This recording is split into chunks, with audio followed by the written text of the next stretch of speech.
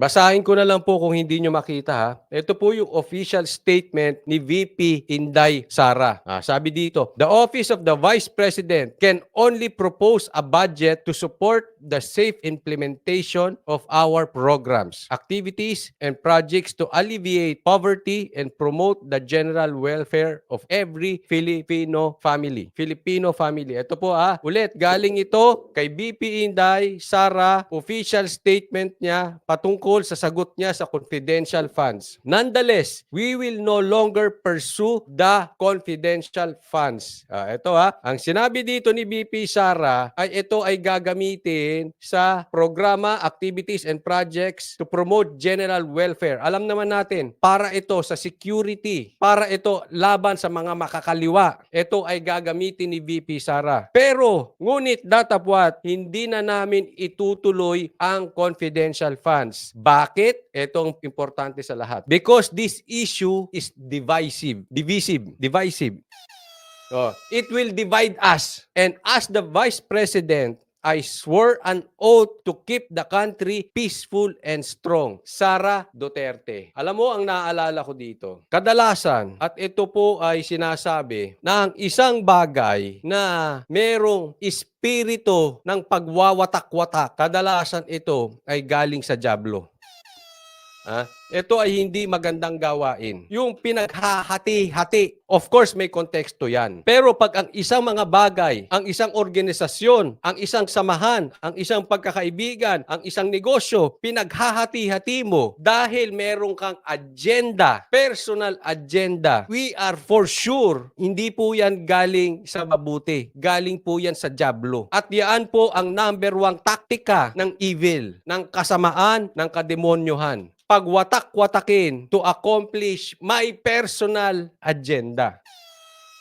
Pinagwawatak-watak mo ang magandang dapat na samahan, hindi para ikabuti, pero para ikabuti mo. Kaya be very observant to this. Yan po, pag may mga kaibigan kayo na gusto kayo magwatak-watak, pero pag tiningnan nyo naman, always look doon sa kanyang motibo. Kung ang kanyang motibo ay pangsarili, dahil may pagkaswapang lang, gusto siya lang lagi napapansin, siya lagi ang bida, siya lahat, siya. Ingat kayo sa kaibigan ganyan. Napakadelikado po niya. Ito pong statement ni VP Sara, ako ay nabilib dito. Kailangan matuto kung merong mga political advisor dito si Speaker Romualdez. Tingnan nyo po yung statement ni Sara. May kasamang sakripisyo at hindi dinidivide at walang atake. Walang name drop. Isa-isahin po natin yan. Alam nyo po yung nangyari na pagdating sa confidential funds, pagdating sa mga politiko, madali magbida-bidahan. Madali gumawa ng isang bagay tapos ikakabit mo, etong ginagawa ko para sa mga Pilipino. Kahit ikaw, kahit ako, kahit sino sa atin, madaling sabihin, kaya ako to ginagawa para sa mga Pilipino. Madaling magsalita ng ganun. All the more kung ang mga magsasalita ay mga politiko. Karamihan dyan, mga plastic. Karamihan dyan, nabuhay para maging plastic. Karamihan dyan, taon na ang binibilang sa pagiging plastic. Kaya sanay na sila at hindi sila tinatablan. Ngayon, Coach Oli, sige, ganyan. Paano mo naman malalaman kung siya talaga ay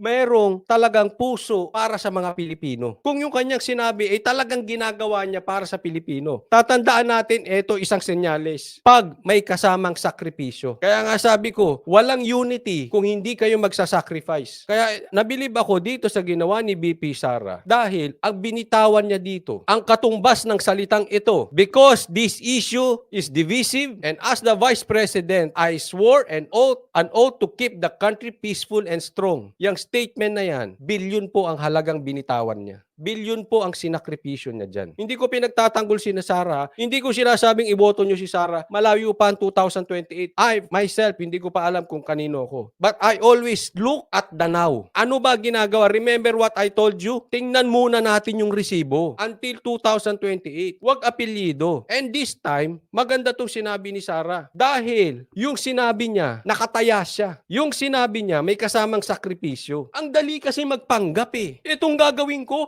dalhin natin ang pera sa West Philippine Sea. Doon natin. Tayo ay, tanong, yung sinasabi mong yan, nakasakripisyo ka ba? Diba? Lagi niyong tingnan yung isang taong ganyan. Madali magbida-bida. Madali maging Jollibee. Magpakitang gila sa salita. Para sa akin ang salita, tigsising ko yan. Tingnan mo ang gawa. Tingnan mo sakripisyo. Lagi may ganun. Bagamat hindi pera ni Sarah ang sinakripisyo niya dito, hindi niya hinawakan. Makikita mo ang tao pag ang hawak sa pera matindi. Ipaglalaban niya yan at all cost. Pero si BP Sara, nung napansin na niya, magkakahati-hati lang tayo at mawawala saysay yung sinabi ni Marcos na unity, bitawan na natin. Binitawan niya. At parang sinabi niya, oh, eto bola, nasa sa inyo na yan. Basta sa akin, wala. Laging ganun, ha? Para hindi tayo naloloko. Kaya pag tinitingnan ko si PRRD, ilang taong politiko yung tao, yung mama. Tingnan mo ang sakripisyo. Walang magagarang kotse, walang magarang bahay. Kinikwento niya, nagdula siya sa gikan. Bakit? Kasi yung hagdan nila yung paikot lang. Kaya siya nadala sa ospital, di ba? Kasi yung matarik yun, yung paikot lang. Isipin mo, presidente, ganun ang hagdan. Baka yung iba, barangay captain lang, ang hagdan niyan, dalawang hagdan na parang pang-hotel, yung pasalubong pang ganon. Pansinin nyo mga barangay captain nagpapatayan. Ang dami ng patay ngayon. Itong si PRRD, simple ang buhay. Kaya alam mo, wala akong kabilib-bilib dun sa mga nagsasalita ng mga dilawan na pinagmamalaki nila. Nagkakamay sila sa pagkain. Walang sakripisyo dun, mga brad. Wala. Isa po yan sa tingnan natin. Payo ko lang sa 2025 at higit sa lahat sa 2028 election. Tingnan nyo sa isang kandidato, bukod sa resibo, sakripisyo. Kahit pati sa sa mga papaniwalaan yung vlogger, sa papaniwalaan yung mga tao, sa grupo, lahat nang hindi tayo nalilinlang ng salita. Pati kayong mga kababaihan, kung may nanliligaw sa inyong lalaki, doon mo malalaman kung yan lalaki niyan, totoo yan. O kung gusto niyan, laging check-in.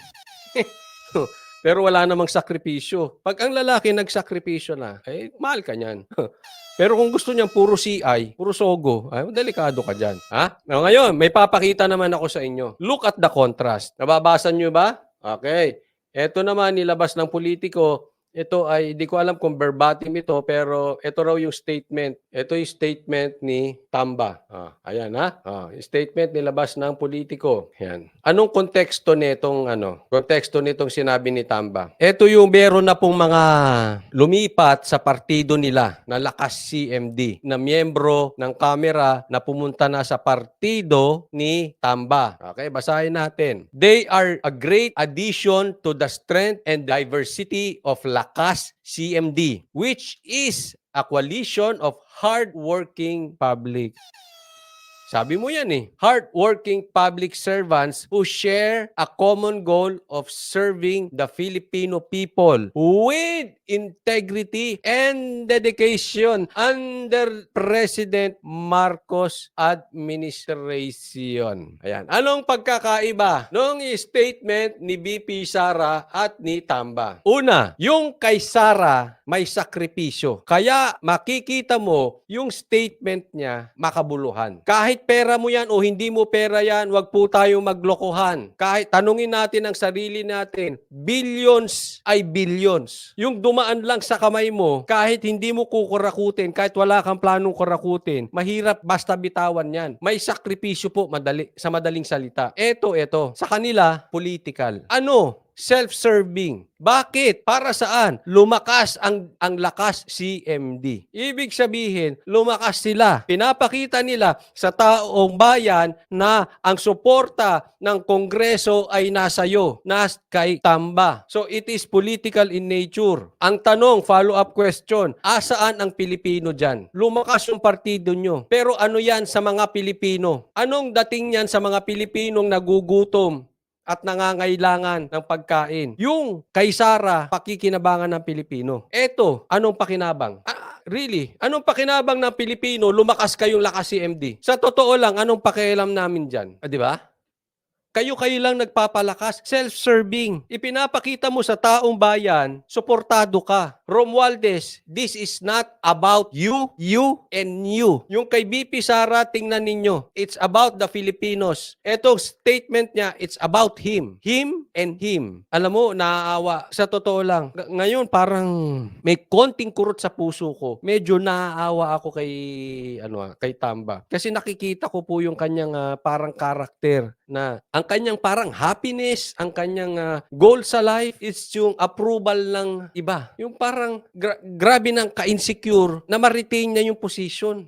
Ganun na siya ka-desperado. Kitang-kita po, lutang-lanot lang. Hindi ko alam kung siya ang may pakana nito o yung kanyang advisor, political advisor. Pero kung political advisor, sir, payo ko sa'yo, sisantihin mo, maling-mali. Ang layong-layo sa political advisor ni BP Sara. Siguro nakikinig si BP Sara, siguro willing mag-sacrifice kaya madaling turuan. But yung sa kanya, mali. Well, ang layo. Isa pa, tingnan nyo to.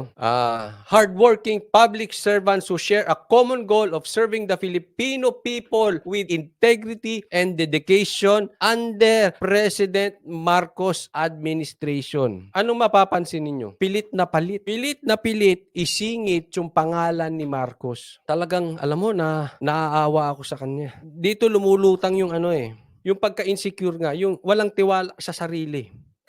Kailangan niya itong mga ito, kailangan niya ng approval, kailangan niyang maidikit sa pangalan ng Marcos. Parang si Rojas. Ganun. Alam niyo, meron akong vlogger na hindi ko na lang babanggitin kung sino ha. Pero sa industriya ng mga vloggers, kilala nila ito.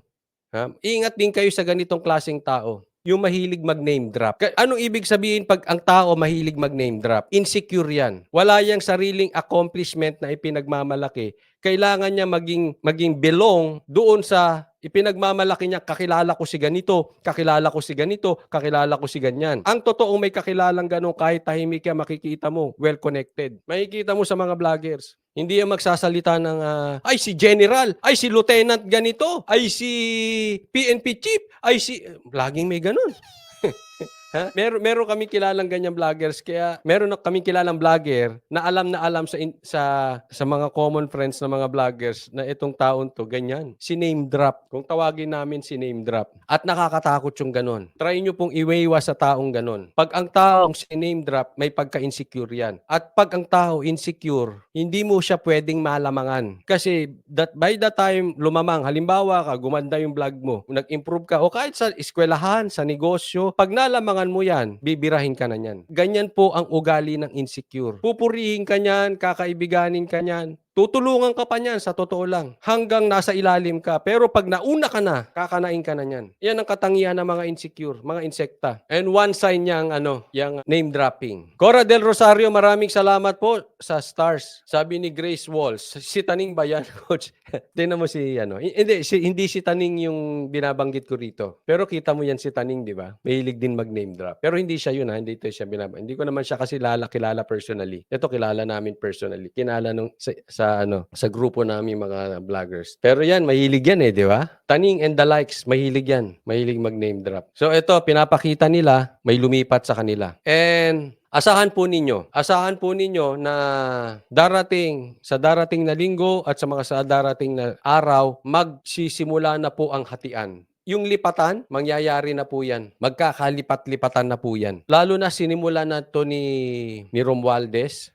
Kaya nga, alam nyo po, nabibilib ako doon sa ang mga nanindigan pa ngayon kay Duterte, kay PRRD at kay Sara, mga babae. Mga babae pa yung mga naninindigan sa kanya. At kahapon lang, binira po ni Senator Amy, ito si Speaker, alam naman natin kahit hindi binanggit ang kanyang pangalan. So, definitely, nasa magkaibang kampo na sila. And that will start. Yang hatian, simula na po yan.